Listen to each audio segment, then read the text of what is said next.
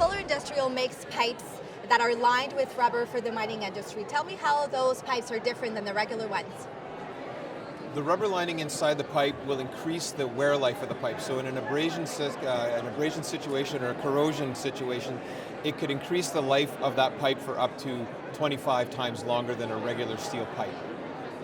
So I hear you sell those pipes in many different emerging markets. For the most part, the markets chose us because as mining, the availability of the ore around the world moves to more further away places, that's where the mining projects have gone to. So wherever the project goes, that's where we go. What are the risks of doing business in such emerging markets, and what do you do to manage those risks? The risks, is that you want to get paid. You're dealing with a culture and an economy that you don't know. It's far away. There's a lot of logistical risks in moving material far around the world.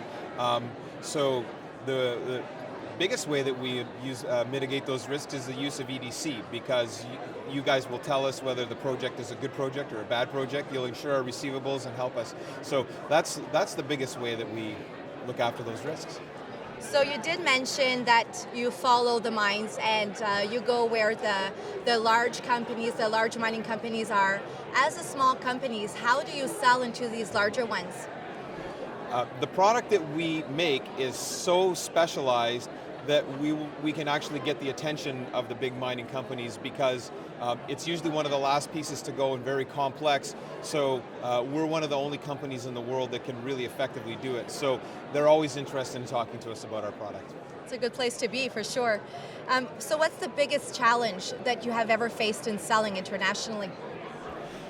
The biggest challenge is when they decide that for some reason they can't pay you. And then you have to get on an airplane, call EDC, and figure out how to get that happen. That's the biggest risk. So I see that you also make use of EDC's performance bond services. How does this help your business at all? I don't think we could take these projects if we didn't have that service. At the end of a project, they want to hold back typically something like 10%, which in some cases is all your profits. So it really makes us able to go and take those big projects that otherwise we wouldn't be able to finance internally. And bond requirements is something that is normal course of business in the mining industry? Absolutely, it happens on every big project.